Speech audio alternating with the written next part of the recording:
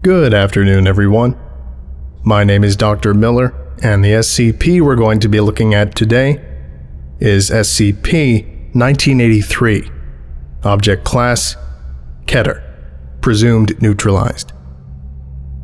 Special Containment Procedures. Outpost 54 has been built on the land surrounding SCP-1983 and disguised as a chemical plant. The plant building serves as a barracks for Mobile Task Force Chi-13, choir boys. All entry points into Outpost 54 are to be guarded at all times. Personnel will review Document 1983-12, which details the cover story to be given to any civilians expressing curiosity. All Mobile Task Force must profess strong religious beliefs per Chi-13 protocols. All ammunition stocked must have silver or silver-tipped projectiles.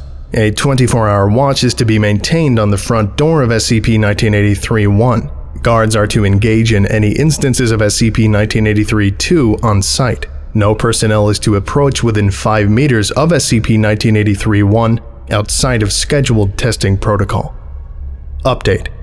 Following the event 1983-23, a stand-down of Outpost 54 has been authorized. A skeleton crew will remain to monitor SCP-1983 for any further activity. Arms intended for use against instances of SCP-1983-2 are to be maintained at Outpost 54 Armory. Description: SCP-1983-1 is a one-story farmhouse in County, Wyoming. It was abandoned in 1968 after a series of ritual murders, allegedly performed by a satanic cult. Please see capture logs for SCP for further details. The front door of SCP-1983-1, when opened, appears to contain a spatial anomaly. Neither matter nor light has been observed to exit the doorway, save for instances of SCP-1983-2, though the anomaly is exothermic. SCP-1983-1 is accessible through other entrances, including windows, the back door, and entrances cut into the back of SCP-1983-1. However, the front room does not appear to exist inside of SCP-1983-1. Doors that should lead to the front room instead lead to other doors inside the building.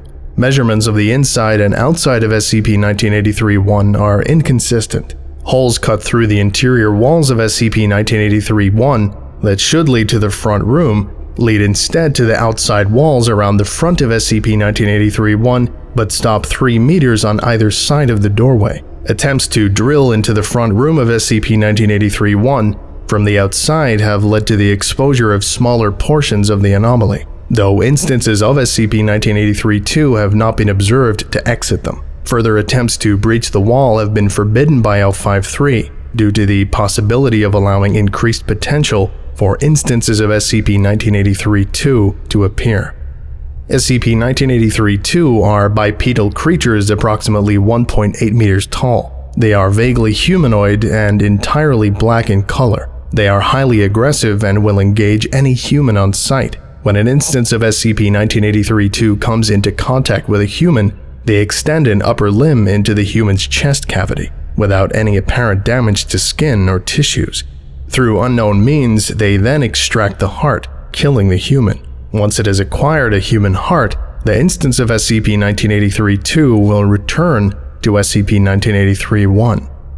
Silver munitions fired while offering prayer is the only known method of killing SCP-1983-2. The precise form of prayer or religion of the supplicant does not appear to matter, so long as the prayer is sincere. Once killed, the bodies of SCP-1983-2 appear to disintegrate, leaving a small layer of sulfur.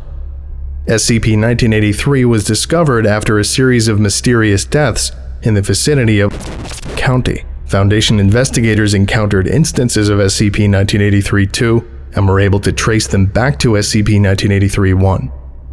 Addendum 1. A team from Mobile Task Force Chi-13 was sent through the front doorway to attempt to investigate the anomaly. They did not return. However, shortly after they entered, the front door appeared, closing in the frame. No further manifestations of SCP-1983-2 appeared. Addendum 2.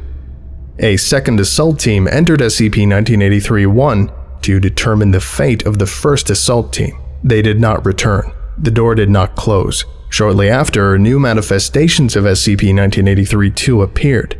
Agent Morris entered the doorway, which closed shortly after. Addendum 3. On May 23, 1989, D-14134 was given a closed-circuit camera tethered to a monitor by a 25-meter cord. He was instructed to examine as much of the area as he could, and then attempt to return. Once through the doorway, feed from the camera was interrupted. The cord was pulled taut and then snapped. Several hours afterward, the anomaly in SCP-1983-1 disappeared. Inside, the desiccated remains of several agents were discovered, as well as Document 1983-15. An informal SCP report written by an agent within the anomaly appears as follows. Item number. Pending. Object class. Keter. God help you. Special Containment Procedures. You're going to die, you poor dumb fuck. This isn't a threat. I'm Agent Barkley. I'm in the middle of this goddamn thing, and I'm telling you, if you're here, you're going to die. I'm probably already dead. So that's out of the way. Let's get to the containment procedures. There's really only one. Close the goddamn door. You aren't going to get back through there. You've probably already tried. But we know they can get out if they try hard enough. That's how we found this fucking place. Hopefully, you've already done that. I know we did, once we gave up on getting out through there. If you didn't, then you go straight back and get that door closed. That's your only priority right now. You're gonna die anyway. Might as well do some good before you're gone. Description. So, here's the story. Tell me if you've heard it before. The Foundation gets reports of trouble in Bumfuck, USA. Cattle and wildlife are dying mysteriously. Some people turn up missing. When a body shows up, autopsy finds the heart missing. Not cut out, not torn out, just gone. Empty space in the middle of the chest. They find some sort of pitch black things floating around. Some brain at the Foundation has seen something like them before, figures out how to kill them. Silver bullets and pray to God as you fire. Literally. For some reason, that makes it work. Doesn't matter which God, but you damn well better mean it. I can't anymore. Not after seeing the nest. Anyway, Foundation figures out where it's all coming from. Some house in the middle of Bumfuck. No one's lived there in years, not since yada yada, murder, cult rituals, bullshit. The main thing is, these things keep appearing out of the front door. A team goes in, and they never come back out. But then again, neither do the monsters. A sane person would say, good enough. Keep an eye on it, kill anything that moves. But this is the Foundation. You're a tough agent from MTF, whatever the fuck. Maybe Sequerenos, maybe choir boys like me. You go bust down the door and run inside and that's it. You're fucked. The living room was bad enough. That's where they got O'Brien. They reached in and suddenly he kneeled over and one of them took off with his heart in its claws, I guess. They're less distinct here. You'd probably noticed that. They're like shadows. Stay away from the light. I know it sounds stupid, but think about it. In the light, shadows are stronger. They have edges. When it's dark, they're indistinct. They can hardly touch you, and they don't see very well. I think they see by your shadow. I don't know, I'm just pulling straws here, I'll be honest. You've probably tried to go back out the door, but if you haven't, don't. It leads to someplace even worse. There aren't any monsters, but Jones went too far from the house and I swear to God, he started to melt. Things started popping out of him. And all you need to know is he didn't make it back. That's when we closed the door. So we started moving through the house. We kept to the light at first, before we wised up. 3 of us gone that way, but we got a pretty good picture of our surroundings. This place? It's big. It's not just the farmhouse, it's like they stole bits and pieces of a lot of places and stuck them all together. There's some bits that look like an apartment, some that look like a shopping mall, and even what I swear is a closet from my old high school. The same patterns on the tiles and everything. There's also bits that are made out of stuff. It's black, like the shadow things, and it's mostly in the well-lit places. If the lights go out, you can stick your hand through. I don't recommend it. That's how we lost Torres. Something grabbed him, pulled him through.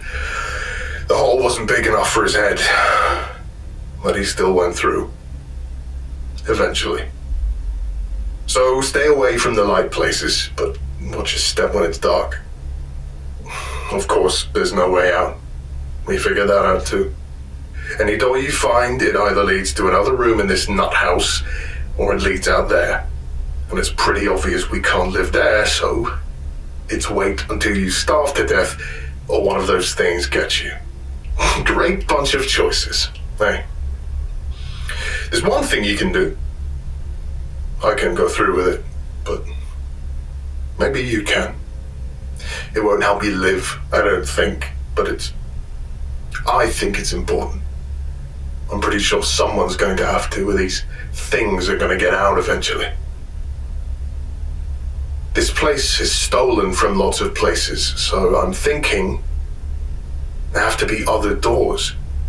We've closed all the other ones we've found, but what if they get opened again? And the Foundation doesn't find them in time. Hell, they don't even know about closing the doors. I'm just hoping they figure out that if someone goes in, the things might stop getting out. And that's assuming everyone's smart enough to close the door after they come in. So I think I figured out a way to stop these things. It's the nest. I only saw it once, for a few minutes. We followed one of those bastards after they got Denning's heart. It took it into a room that I guess is in the middle of this whole place. It's all black stuff, and they've dragged every kind of light they could find, I guess. Lamps, flashlights, candles, you name it. Some of them were carrying in more as we watched. Anyway, at the middle there's a big pile of hearts, just tossed in a heap and torn open. Every one. They threw Denning's heart on the pile and it started to beat, and then pulse, and then thrash around. Then it tore open, and one of those things pulled itself out. It shook itself, started to grow, and then went right to work. The gross thing is that, torn apart as they were, the hearts kept beating. I swear I felt a twinge in my own chest. There were shadows in the place. I don't mean the monsters, I mean real shadows of people. Only there was no one there to cast them. They were coming from the hearts. A new one appeared at the same time as the hatching monster and started trying to pull away, but it couldn't. That's when I ran. I couldn't take it. You understand? I wasn't trained for this kind of shit. I heard the others behind me. I don't know if they were trying to stop me or if the bastards had spotted us, but we got separated. I found a nice, dark closet and I've been hiding in here ever since. I've been writing by penlight. I turn it off whenever I hear one of them getting close. It's worked. So far. I can't go any further. I've got a few shots left in my gun, but I can't pray anymore. Not and mean it. Not after I saw the nest. But you, if you found this, you've got to be an agent too. Maybe you're stronger than I was. If you can, go in and destroy the nest. Destroy every last heart. If you do, maybe it'll kill them. It's the only thing I can think of. You'll probably die doing it, but you're dead anyway, so what does it matter to you how it happens? Me? I'm gonna try and get this report back to the living room, which I hope is where you found it. Then, I'm going to make sure they can't use my heart to make another one of those fucking things. Good luck. Moriture te saluted. SCP-1983 is presumed to have been neutralized by D-14134, who was posthumously awarded the Foundation Star, one of only 2 awarded to D-Class personnel. Due to information contained in Document 1983-15, it is believed that the anomaly was not localized as previously believed, and renewed resources have gone into attempting to locate similar incidents. This concludes today's lecture. Thank you for listening, if indeed you still are, and you are all dismissed. Goodbye.